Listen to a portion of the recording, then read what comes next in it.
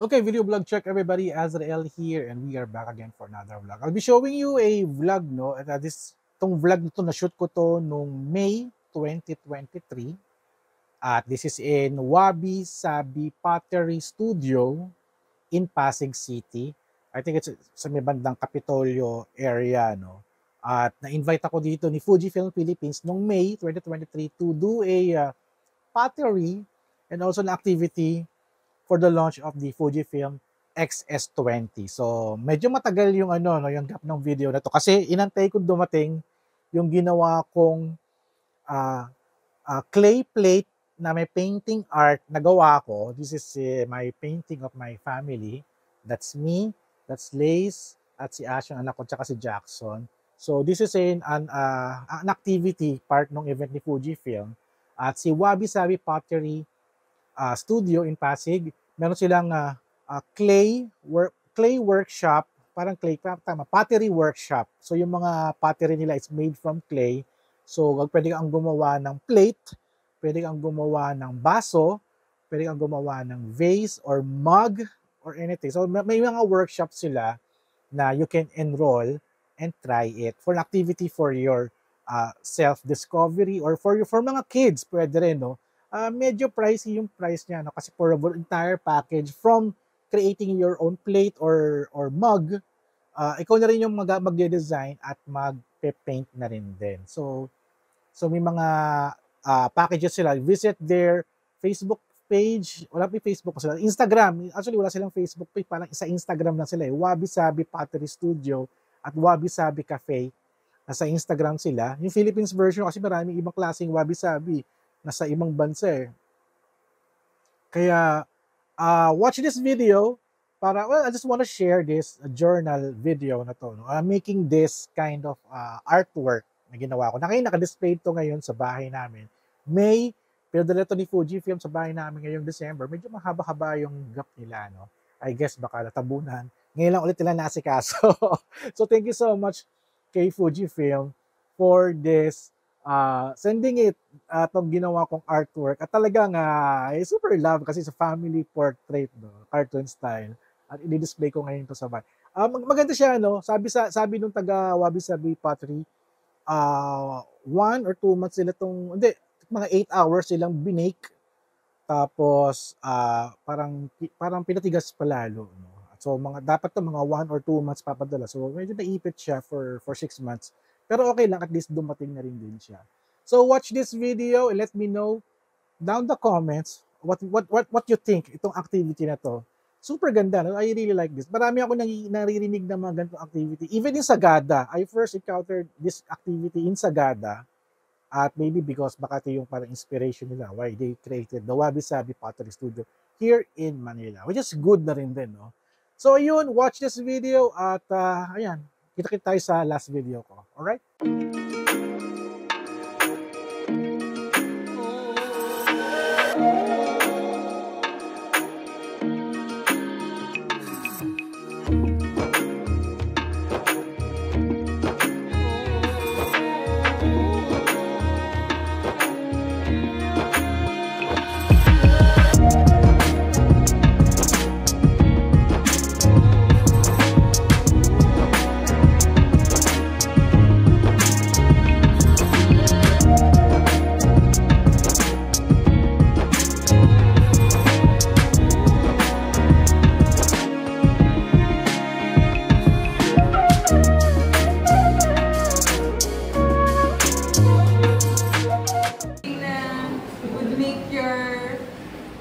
Cookie or any food. Ito yung yeah. plate.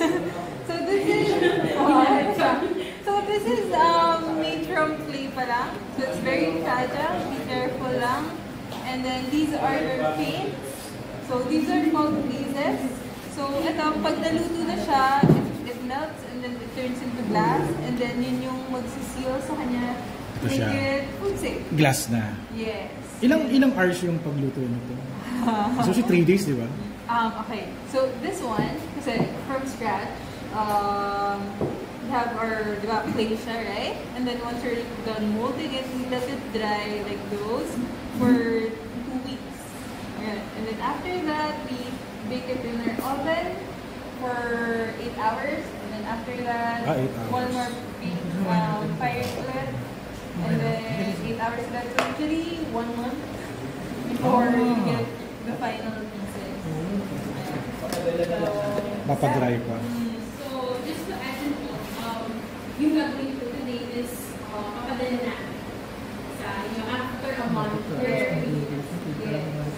Ayan. So, yeah. So, just paint it normally as you would paint like normal pieces, and then you can mix your colors, and then Ano klaseng paint yung ginagamit?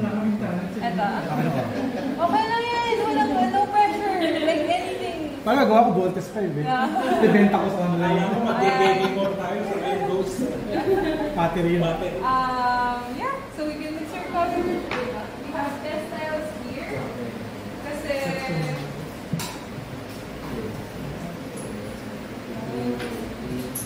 Cute naman ito.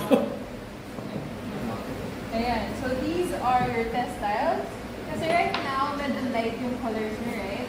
Pero when we fire them, nag-brighten siya ng sobra. So yung red Talagang buong ano. yes. So yung red natin Kahit is yung- this. Magiging ganda siya. Yung side. Yes. And then yung brown. Ganito yung brown.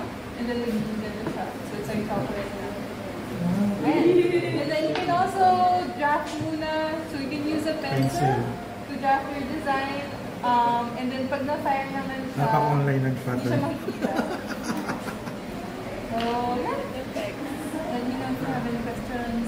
Ngayon, naghahanap na ako ng pattern. Text, Kailangan pattern. Pattern. Or kahit anong drawing. any. Kahit pattern, normal patterns lang kayo din.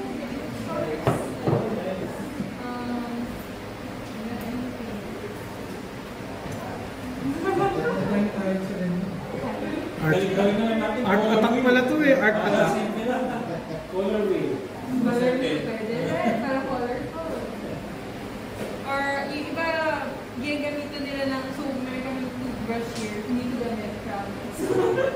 So, didit nyo lang siya, and then you speckle it like some spray na.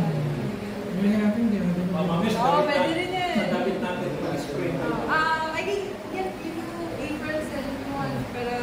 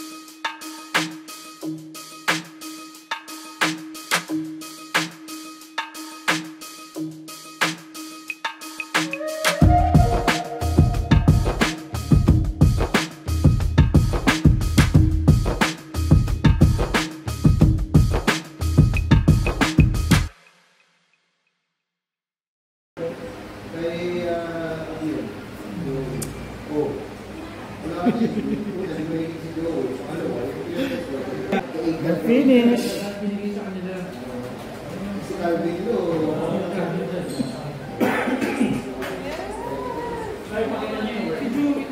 patingin. Wow!